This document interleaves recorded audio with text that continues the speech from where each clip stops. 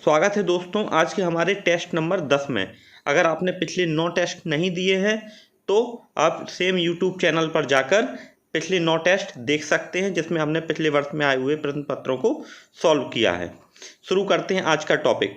भारत में बेसिकली 8 प्रकार की मृदा है। जलोढ़ मिट्टी, काली मिट्टी, लाल मिट्टी, लैटेराइट मिट्टी और शुष्क अथवा मरुस्थलीय मिट्टी। यहाँ पर यदि पूछा जाए भारत में सबसे ज़्यादा मिट्टी किस प्रकार की है, जलोढ़ मिट्टी।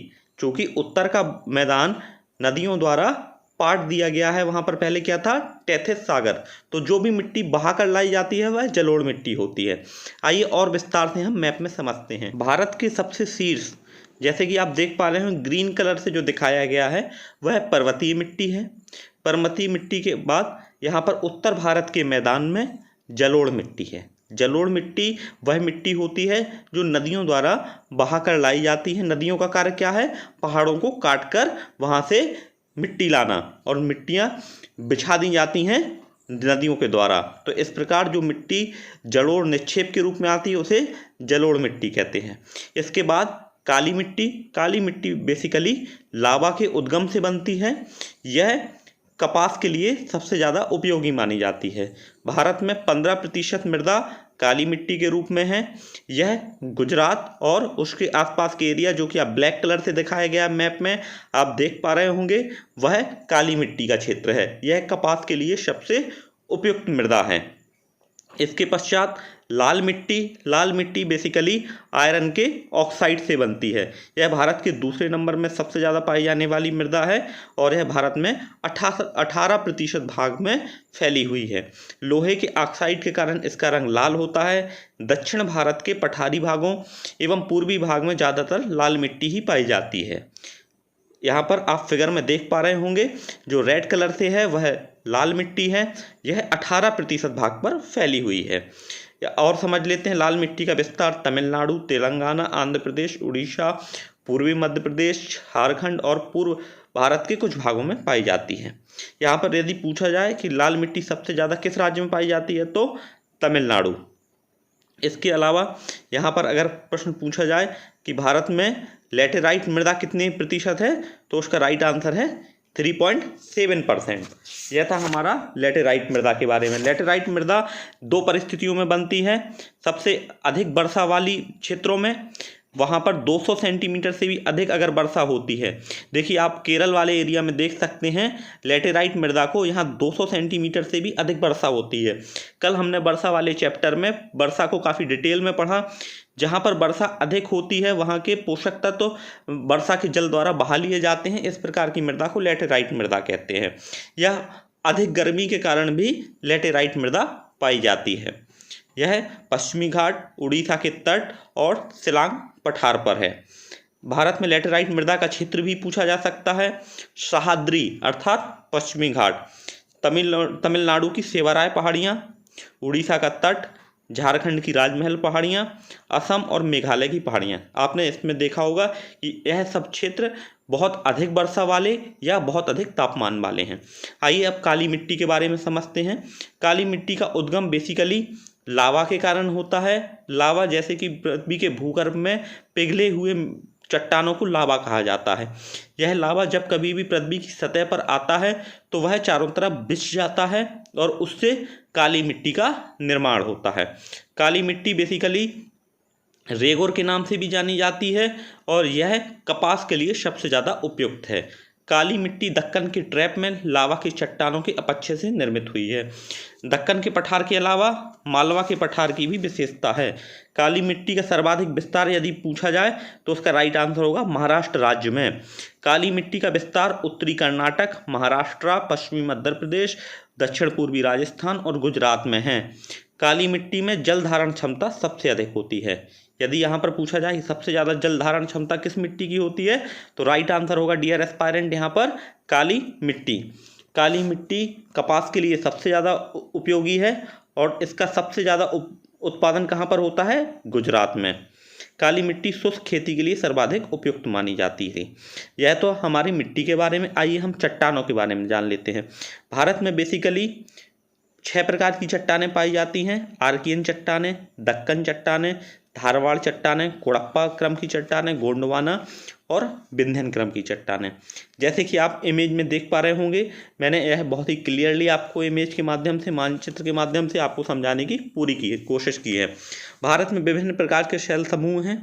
कोडप्पा शैल समूह चट्टान में लौह अयस्क, मैग्नीज के स्रोत, संगमरमर इत्यादि पाए जाते हैं। विंध्य शैल कोडप्पा की चट्टानों पर बिछी हैं। इन शैलों पर बलुआ पत्थर, स्लेट नामक पदार्थ होते हैं। आइए अब हम मिट्टी और चट्टानों से संबंधित पिछले वर्षों में आए हुए प्रश्नों को सॉल्व करते हैं। आते हैं हमारे प्रश्न नंबर 1 पर। भारत में निम्नलिखित शैल समूहों में कौन सा जीवाश्म में सबसे अधिक संपन्न है? जीवाश्म सबसे ज़्यादा किन शैल समूहों में पाया जाता है? UPPCS mains first paper GS का क्वेश्चन है।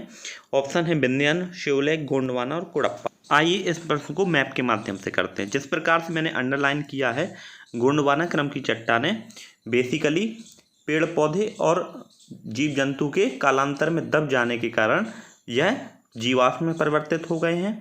और गोंडवाना के रिलेटेड क्वेश्चन एक और पूछा जा सकता है कि यहाँ पर कोयले का सबसे ज़्यादा बड़ा स्रोत यहाँ पर गोंडवाना चट्टानें हैं। आते हैं क्वेश्चन नंबर 2 पर। निम्नलिखित शैल तंत्रों में कौन सा कोयले के क्षेत्र का प्रमुख स्रोत है? अभी हमने पहले ही समझा कि भारत में 98% कोयला गोंडवाना क्रम की चट्टानों से होता है, क्योंकि कालांतर में जीव जंतु एवं पेड़ पौधे इन्हीं चट्टानों के नीचे दब गए थे और यह गोंडवाना तंत्र मुख्यतः कोयला का क्षेत्र है। दामोदर घाटी कोयला का क्षेत्र है, सोन घाटी कोयला का क्षेत्र है, महानदी कोयला का क्षेत्र है और गोदावरी घाटी कोयला का क्षेत्र है। तो यह बेसिकली इतने एरिया हैं और अब कोयले का भंडार 96% इन्हीं गोंडवाना चट्टानों में है। तो यहाँ पर 2 क्वेश्चन बन सकते हैं, 96% और इन नदियों की घाटी। आते हैं क्वेश्चन नंबर 3 पर। विंध्यन शैलों में किसके बृहद भंडार पाए जाते हैं? आइए पहले हम डिटेल से समझते हैं कि ये विंध्यन शैलें है क्या और इनमें क्या क्या चीज़ें पाई जाती हैं। तो डियर एस्पायरेंट्स, ये विंध्यन क्रम की चट्टानें पर्वत के नीचे और आसपास के क्षेत्र में पाई जाती हैं। यह भवन निर्माण सामग्री के लिए सबसे उपयोगी होती हैं। कंस्ट्रक्शन मटेरियल इन्हीं का बनता है और इनमें सर्वाधिक क्या पाया जाता है? चूना पत्थर, बलुआ पत्थर, संगमरमर और चीनी मिट्टी। यह सब कैल्शियम के उत्पाद हैं। चूना बेसिकली क्या होता है? कैल्शियम का फॉर्मेशन, CaCO3। तो एक कैल्शियम कैसे मिलता है हमें? कैल्शियम कार्बोनेट बेसिकली विंध्यन चट्टानों से मिलता है। आते हैं क्वेश्चन नंबर 4 पर। भारत के दक्कन के पठार पर बेसाल्ट निर्मित लावा शैलों का निर्माण किस युग में हुआ है? तो डियर एस्पायरेंट, हमें यहाँ पे उस युग का नाम बताना है। तो राइट आंसर है यहाँ पर ऑप्शन ए, क्रिटेशियस युग में। ऑप्शन नंबर ए, क्रिटेशियस युग में दक्कन के पठार पर बेसाल्ट निर्मित लावा चट्टानों का निर्माण हुआ है। आइए इसे डिटेल में समझते हैं। क्रिटेशियस युग के वर्तमान दक्कन के पठार पर ज्वालामुखी उद्भेदन हुआ था और उसके कारण ही यहाँ पर पूरे पठार पर यह लावा फैल गया है। इसके कारण यहाँ की मिट्टी में लोहा अधिक पाया जाता है। तो राइट आंसर है ऑप्शन ए, क्रिटेशियस युग। क्वेश्चन नंबर 5 पर आते हैं। भारत में सर्वाधिक खनिज संपन्न शैल तंत्र कौन सा है? यह Bihar public service commission pre GS 2007 का क्वेश्चन है। इसमें भारत के जियोलॉजिकल सर्वे ऑफ इंडिया, जिसका मुख्यालय कोलकाता है, और इसके अकॉर्डिंग भारत में सर्वाधिक खनिज संपन्न जो हैं धारवाड़ चट्टानें हैं। तो right answer is here, Dharwad तंत्र की चट्टानें सर्वाधिक खनिज संपन्न शैल तंत्र के लिए जानी जाती हैं। यहाँ पर एक क्वेश्चन और बनता है, भारतीय खान ब्यूरो का मुख्यालय कहाँ है? अगर यह भारतीय खान ब्यूरो का मुख्यालय पूछा जाए तो नागपुर होगा, और जियोलॉजिकल सर्वे का पूछा जाए तो कोलकाता होगा। क्वेश्चन नंबर 6 पर आते हैं।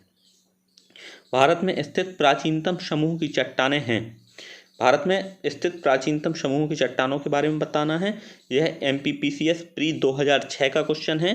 भारत में स्थित सबसे प्राचीनतम समूह की चट्टानें हैं। यहाँ पर राइट आंसर है डियर एस्पायरेंट, आर्कियन क्रम की चट्टानें। जब पृथ्वी सबसे पहले ठंडी हुई तब आर्कियन आग्नेय चट्टानों का निर्माण हुआ। यह मानव जीवन के सबसे अधिक पुरातन है। इस चट्टान में बहुत अधिक रूपांतरण हो चुका है और ये चट्टानें असली स्वरूप खो चुकी हैं।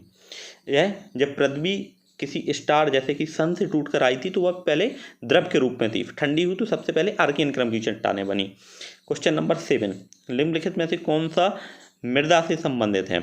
अब यहाँ पर हमें यह बताना है कि यह कौन सा टर्म मृदा से संबंधित अर्थात मिट्टी से संबंधित है। यह झारखंड PCS 2010 का क्वेश्चन है। इसका राइट आंसर है डियर स्टूडेंट, एडेफिक।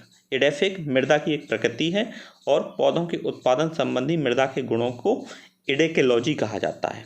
सो एडेकोलॉजी किसको कहा जाएगा? पौधों के उत्पादन एवं मृदा के गुणों के लिए। और एडेफिक मृदा की एक प्रकार की प्रकृति है। Right answer is here option number A. इसका मुख्य लक्षण आहार एवं फाइबर उत्पन्न करना है। जैसे कि किसी भी पौधे की उत्पत्ति के लिए वहाँ पर क्या मिनरल्स का होना जरूरी है, तभी कोई भी पौधा डेवलप कर पाता है। यह हम एडेकोलॉजी के अंतर्गत अध्ययन करते हैं। आते हैं क्वेश्चन नंबर 8 पर।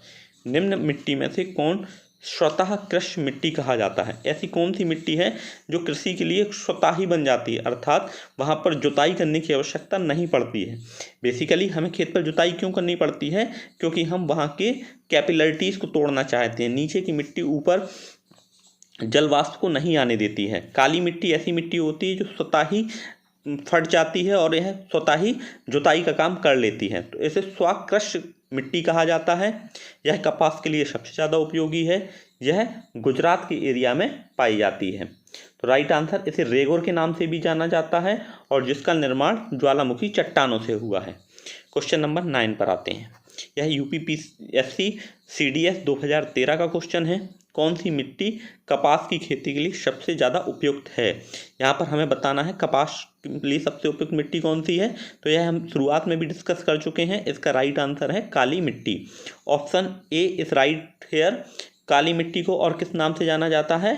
रेगोर मिट्टी के लिए। तो यहाँ पर काली मिट्टी के लिए हमने कितने क्वेश्चन जान लिए? स्वाकृष्ट मिट्टी कपास के लिए सबसे उपयुक्त, लावा से इसका निर्माण हुआ है और सबसे अधिक महाराष्ट्र में है और गुजरात में इसका सबसे ज़्यादा कपास का उत्पादन होता है।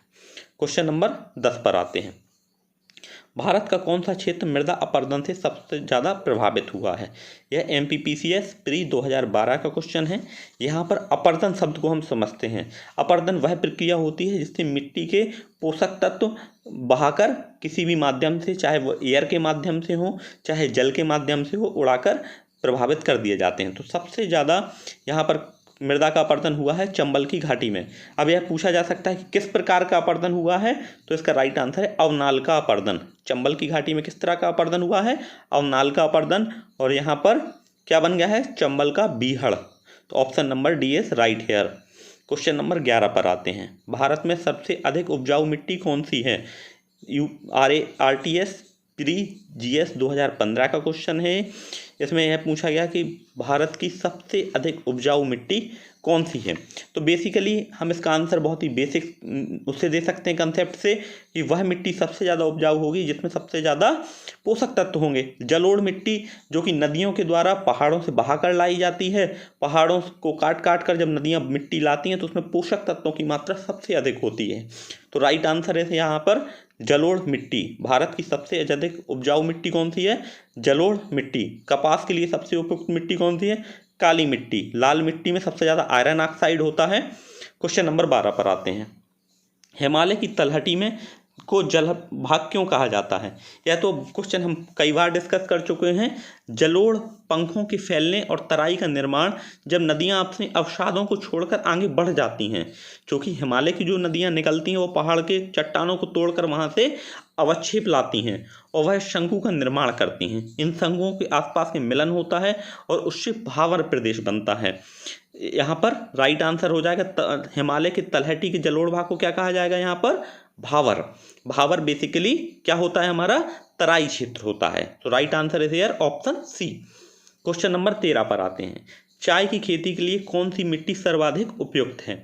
यहाँ पर हमें यह बताना है कि सबसे ज़्यादा उपयुक्त मिट्टी चाय के लिए कौन सा है। तो चाय बेसिकली संसार के सबसे अधिक मुख्य पेय पदार्थ है। चाय का उत्पादन पहाड़ों की ढालों पर अथवा ढलमी भूमि पर किया जाता है। यदि वर्ष के अतिरिक्त जल के बहने की सुविधा हो, भारत में सर्वाधिक चाय का उत्पादन असम में होता है। अगर यहाँ पर क्वेश्चन पूछा जाए भारत में सबसे अधिक चाय का उत्पादन कहाँ होता है, तो असम में होता है। और इसके लिए हल्के ढालू पहाड़ जो कि 1200 से 1800 मीटर ऊंचाई पर हों, वहाँ पर चाय के लिए सबसे उपयुक्त है। भूरी, लाल और पीली मृदा चाय की खेती के लिए सबसे उपयोगी है। Option B. यूपीपीएससी CDS 2014 का क्वेश्चन है। दंडकारण्य पठार की विशेषता क्या है?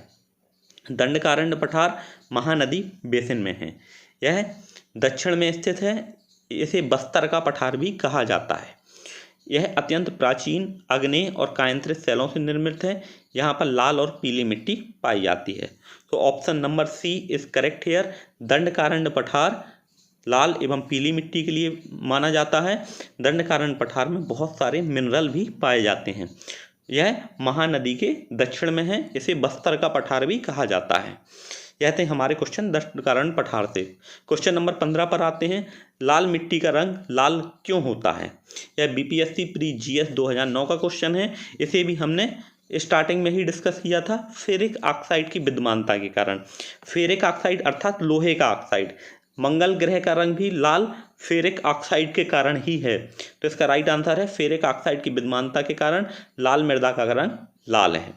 यह लावा से बनती है और सबसे ज़्यादा आयरन उत्पन्न होने के कारण इसका रंग लाल है। यदि यहाँ पर पूछा जाए कि मंगल ग्रह का रंग लाल क्यों है, वह भी उसका राइट आंसर होगा फेरिक ऑक्साइड के कारण। यह था हमारा क्वेश्चन नंबर 15। आते हैं क्वेश्चन नंबर 16 पर। भारत में लवणीय मृदा का सर्वाधिक क्षेत्रफल कहाँ पर है? उत्तराखंड ARO 2006 का क्वेश्चन है। इसमें हमें भारत में लवणीय मृदा का सर्वाधिक क्षेत्रफल बताना है। तो इसका राइट आंसर है यहाँ पर गुजरात।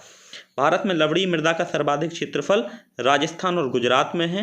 लवणीय मृदा में CaSO4 और 2H2O होता है। यहाँ पर बेसिकली आप ये भी समझ सकते हैं कि गुजरात में सबसे ज़्यादा नमक का उत्पादन होता है। यहाँ पर एक और क्वेश्चन बनता है। लूनी नदी जो कि लैंडलॉक नदी है, अर्थात वह समुद्र तक जाकर नहीं मिलती है, दलदल का निर्माण करती है। तो यहाँ पर गुजरात से बेसिकली इतने क्वेश्चन बनते हैं, लूनी नदी और लवणीय मृदा। क्वेश्चन नंबर 17 पर आते हैं। ह्यूमस क्या है? IAS प्री 2009 का क्वेश्चन है। ह्यूमस बेसिकली किसी भी पेड़ पौधे के लिए सबसे ज़्यादा पोषक तत्व प्रदान करता है। यह बेसिकली किसी भी पौधे का सबसे उपयोगी मृदा में पाए जाने वाले सभी विच्छेदित कार्बनिक पदार्थों को ह्यूमस कहते हैं। अर्थात जो सड़ी गली पत्तियां, गोबर इत्यादि कार्बनिक पदार्थ होते हैं जो सभी विच्छेदित हो जाते हैं, उन्हें क्या कहते हैं? ह्यूमस। ह्यूमस का निर्माण विभिन्न प्रकार के पादप एवं जंतु अपशिष्टों से होता है। यह विच्छेदन मृदा में पाए जाने वाले कवक और जीवाणु इत्यादि करते हैं। तो जैविक कोलाइड को क्या कहते हैं? ह्यूमस। क्वेश्चन नंबर 18 पर आते हैं। कॉप मृदा पाई जाती है। UPPSC EPFO 2014 का क्वेश्चन है। यहाँ पर बताना है कॉप मृदा कहाँ पाई जाती है? नदी घाटियों पर, समुद्री तटों पर, पहाड़ी ढालों पर या रेगिस्तानों पर? तो डियर एस्पायरेंट, इसका राइट आंसर है समुद्री तटों पर। काप मृदा समुद्री तटों पर पाई जाती है। काप मृदा नदियों के मुहानों पर भी पाई जाती है। रेगिस्तान में बालुई, समुद्री तटों पर दलदली एवं पहाड़ी ढाल मृदा रहत होते हैं। इसे क्या कहते हैं? एलाउबियम या कॉप मिट्टी। तो राइट आंसर है यहाँ पर समुद्री तट। Option number B is right here. आते हैं क्वेश्चन नंबर 19 पर। किस मिट्टी में केशिका सबसे अधिक प्रभावशाली होती है? सबसे पहले तो हम समझते हैं केशिका होता क्या है। केशिका वह क्रिया है जिसमें मिट्टी की नमी एक छोटी छोटी बाल नुमा पतले पतले छिद्रों से सारी नमी उड़ जाती है। इस प्रक्रिया को केशिकत्व कहते हैं। यहाँ पर चिकनी मिट्टी में नमी धारण करने की क्षमता काफ़ी अच्छी होती है, जिससे पौधों को काफ़ी अधिक समय तक नमी मिल पाती है। तो यहाँ पर राइट आंसर हो जाएगा केशिकत्व सबसे अधिक प्रभावी कहाँ होते हैं? चिकनी मिट्टी में। Right answer is here option number A. यह केशिका के कारण सबसे प्राकृतिक सुलभ मिट्टी है। क्वेश्चन नंबर 20 पर आते हैं। तेजाबी मिट्टी या अम्लीय मिट्टी का कृषि योग्य बनाने हेतु किसका प्रयोग किया जाता है? यह UPSC EPFO 2018 का क्वेश्चन है। तो यहाँ पर बेसिकली हमें किसी भी मिट्टी की pH वैल्यू 7 मेंटेन करनी पड़ती है। pH 7 का मतलब है न्यूट्रल। अब यहाँ पर मिट्टी अम्लीय है, तो अम्लीय मिट्टी में क्या मिलाना पड़ेगा? क्षार अर्थात लाइम। तो तेजाबी अथवा अम्लीय मिट्टी को कृषि योग्य बनाने हेतु हमें लाइम का प्रयोग करना पड़ेगा, चूना पत्थर का प्रयोग करना पड़ेगा। तो option number A is correct here, because acidic में क्या मिलाएंगे? क्षार, तभी तो बनेगा वो न्यूट्रल। यहाँ पर कल के हमारे क्विज में राइट आंसर देने वाले थे आराधना सोनी, सोनू कुमार और नेहा कुशवाहा। आज का यह प्रश्न जो कि आपकी स्क्रीन पर दिखाई दे रहा है, इसका राइट आंसर आपको कमेंट सेक्शन में देना है। रेगुर मिट्टी किसकी कृषि के लिए सबसे उपयुक्त होती है? रेगुर अर्थात काली मिट्टी किसकी खेती के लिए सबसे उपयोगी होती है? यह फैक्ट मैंने इस वीडियो में कम से कम 5 से 6 बार रिपीट किया है। अगर आपने बहुत अच्छे से सुना होगा तो आंसर आप दे पाएंगे। आज की वीडियो में एम रखते हैं 50 लाइक का, तो अपना एक लाइक देकर 50 तक पहुंचा देना। Thank you for watching. Have a awesome day.